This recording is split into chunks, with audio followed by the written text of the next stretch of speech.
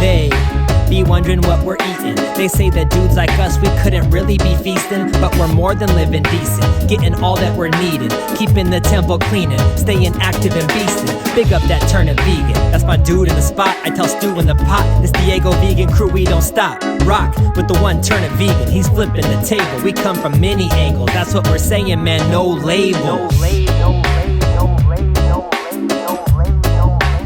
Man, appreciate it. That's how you do it, man. Yeah, man.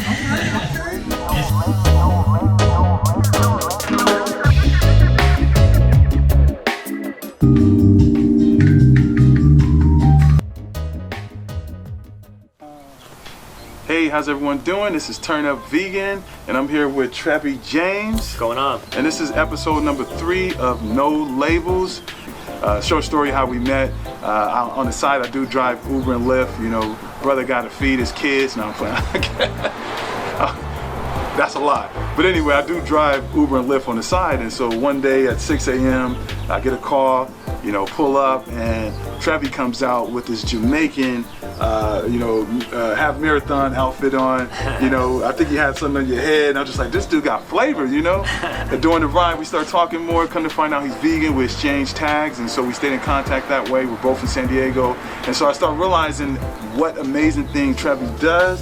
And so I wanted to introduce him and kind of, maybe you could tell everybody about what you do, bro. Yeah, how's it going, everybody? My name is Trevy James. I'm a musician, runner, longtime cruelty-free advocate, vegan, and I dig what you're doing, man.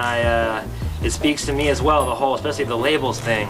Appreciate it. I'm stylistically with my music, I make roots reggae music, and roots reggae music that is very influenced by hip hop. So a lot of rap vocals, a rapper, some singing, but really the background is roots reggae music. That's been my background my entire life. In reggae music and Rastafari culture, I mean, the vegan diet is pretty deeply rooted, and it's just a thing that Rasta's been doing for a long time. And in Jamaica, in Rastafari culture, they call it Ital, derived from the word vital, as they say it down there in Jamaica. And so I actually really embrace the term Ital in my music. So I refer myself as the Ital Man, Trevy James. My production company, the Ital Man Music, Ital Man Productions. So I like the term Ital because I have found from my own experiences that the term vegan does scare people away. True. People have these connotations. So I like to refer to myself as Ital because, you know, that encompasses everything that really makes me who I am as far as my diet. But on top of that, it's the way you view the world, your relationship to Mother Earth, your relationship to just people around you in your society. Right. So yeah, man, Ital, I like to try to push that term as well. That's what I'm trying to bring to the forefront. And it's a synonym, man. Ital, vegan, plant-based, cruelty-free. It's all the same message, you know. No label, man. So you definitely coloring outside out the lines. So you spoke a little bit about your music. So talk more about your marathons, your half marathons. Yeah. What's going on with that, bro? Yeah, man. I got into running kind of randomly. I've been in the local beer industry here as a brewer for a handful of years, and through McKellar Brewing, which is a brewery based here in Miramar, and they're actually originally based out of Denmark. They're an interesting brewery. Their founder is a badass runner from Copenhagen. So he started a running club out of his brewery, and that kind of caught on around the world. There's chapters all over the world now. So when they opened their location here in San Diego, good friend of mine, big up the homie Craig, and we started the San Diego chapter of McKellar Running Club. And so I got into it through beer, really, and I just really fell in love with running, and I took to it really quick. And I really started seriously running last April, and by that July rather, I ran my first half marathon just randomly out of nowhere. And I've never had a experience of running and not being vegan to compare it to, but I'd like to think that my diet, my lifestyle really helped me take to it super quick. So I've been running half marathons now for about a year and a half. I've done like probably 8 or 9 of them so far. Incredible. And so for my first one that I did last July, I ran it in 2 hours 45 minutes, and my most recent PR a couple months ago was an hour 54. So taking almost an hour total off my time. I still got 9 minutes to go to get to that full hour, but I'd like to think that my diet plays a big part in that and how quickly I was able to do it. I was never a runner growing up. I didn't run cross country. I hated the mile run day at school. I'm just a regular dude who started running and got really into it. And that's incredible because it fits the no labels in multiple ways. One, like they say vegans are very frail, so running half marathons definitely don't sound like something a vegan would be capable of doing. And then two, what really intrigued me about you is when I would check Instagram, in your pictures, like you're not doing what the typical person does in a marathon.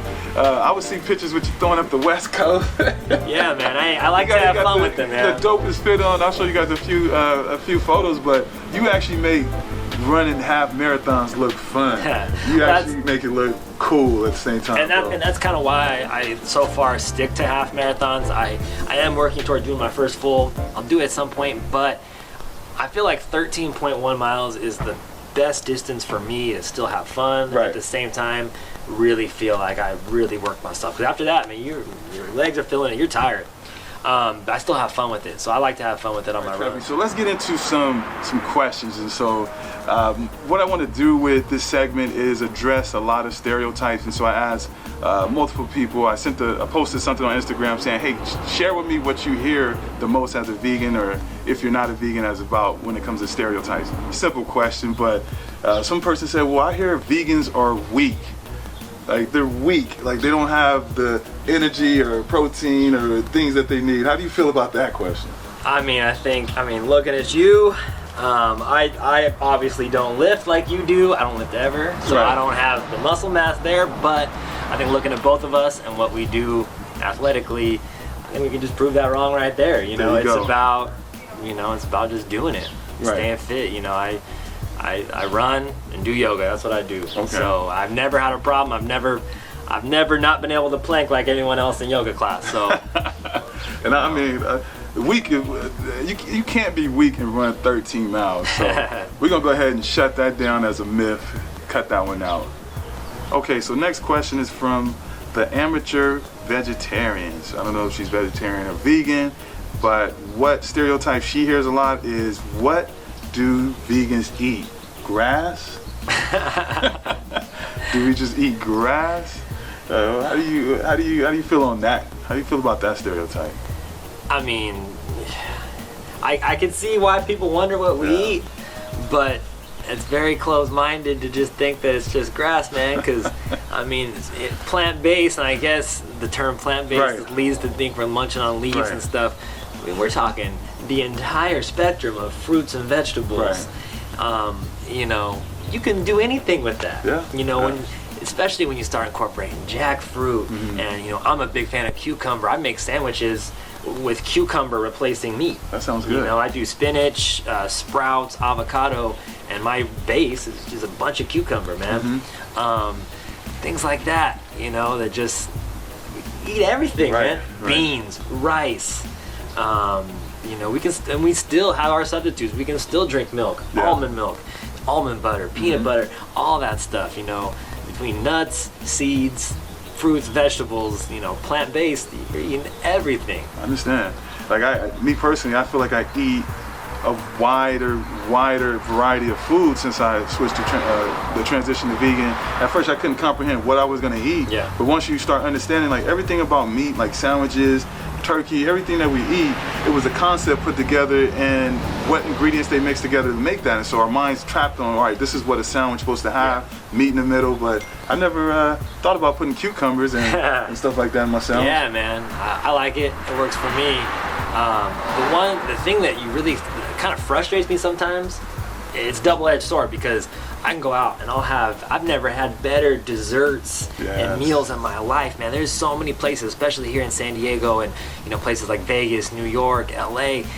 These restaurants are doing their thing, making these dope vegan cakes and cookies and pies. I've never had better desserts. And you eat that stuff and you realize you know, making this with egg and milk is so unnecessary. Unnecessary. And it's adding so much extra unneeded cholesterol and fat and calories. And when you think that, like, you know, if everyone were plant-based and we didn't have this, you know, ingrained myth that you got to use eggs and milk to make your, you know, to bake your things, your treats you're gonna have, and we can still eat our cakes, and we can have all that stuff, and we eat our donuts. Yes, we do. We eat cakes, man. We eat cookies, and our cholesterol is still probably sitting right around zero. So, so that is, there's more to eat than just grass. There's a lot of things that vegans eat. So that question is a stereotype in so many ways. So one more question, and so this one was posted on Instagram probably like 5 times, and they, you know, basically stereotype about vegans is we're very aggressive. Oh, you need to eat, you need to eat plant-based, no meat. So we apparently are very aggressive people, you know. How do you feel about that stereotype of us being aggressive and just angry all the time about the world eating meat and eating animal products? How do you feel about that? I mean, I get why people can see it that way, and I've been accused of being a preachy vegan. I'm sure you have. It's not that we're aggressive.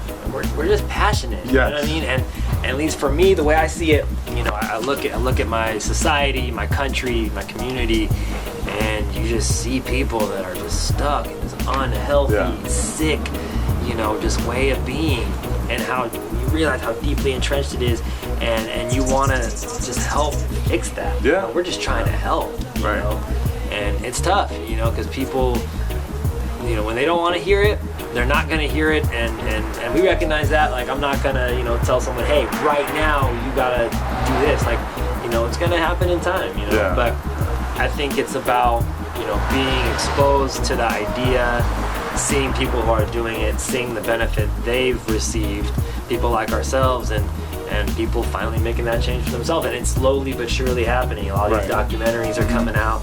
People are starting to see it, you know, and I think, you know, fast forward 10 years, it's just going to be even bigger. And, I feel like one day we're going to look back. Like, I use this example. Like, right now we look back on Coca-Cola, and we know back in the day, that Coca-Cola had real Coke in it. And so we look back at it and we're like, that's insane. People used to actually drink that, you know, blue. And so I feel like, you know, some years down the line, we're going to look back and the next generation is going to be like, I can't believe they used to eat meat. I can't believe they used to drink milk, you know? What I like to compare it to is the tobacco industry. You know, how, you know, ingrained that was, and, you know, like my grandmother's generation of you know, how common smoking was. Something you did. And that was big business, and it was a big fight to the same situation. They, you know, the lobbyists were all tied in with the government, and somehow, you know, we managed as a society to get beyond that for the most part. I'd like to think, I think it's going to be harder to break the food issues, but I think, so. it's really the same thing, man. The corporations are just as powerful, if not more so. The product is just as harmful, if not more so. And, you know, it's not that we're aggressive, man. We're just passionate, and we want to help. You know, we want everyone to feel good. Good stuff, man. Big up, man. Yes. It's an honor being interviewed by you, man. I appreciate being part of this project, man. It resonates with me. I think you're onto something good, man. I hope so, man. I really appreciate your time, and like I said, every time I meet with someone, I'm always taking away something, and I learned some things from you, and I hope the viewers had an opportunity to. Man. If I could end it off with a verse I got. Please. A vegan-inspired verse, man. Bless us, man. Meat, I don't eat that. I'm vegan, and I feel great. But there's this culture that we built in the United States that makes me prone to ridicule and hate for what's up on my plate. Like I'm less of a man for not eating steak. Like if I put any weight on my weak legs, they'll break. They make up these myths, so we'll do a double take. Because there's way too much at stake. If everybody were plant-based, the economy as we know it would be in dire straits. But that's the way that America operates. They'd rather keep things the same than trying to innovate. Because hospital stays and pharmaceuticals make many people's estates continue to inflate. But they're all just snakes. How can anyone partake in what's turning out to be the destruction of the human race? Yeah, you might be as rich as the Prince of Kuwait, but look at these mortality rates. Is it worth it? You're cashing in on carcinogens. I love it. I love it. I love it. So I'm looking forward to that EP dropping. As y'all know, we don't diet, we eat vegan food. You know what I'm saying? I'm just kidding. But yeah, man, we're looking forward to that EP. And like I said, I appreciate you, man, connecting. Appreciate it, man. I promise you guys to see more of my man. Big One up. love. Cheers.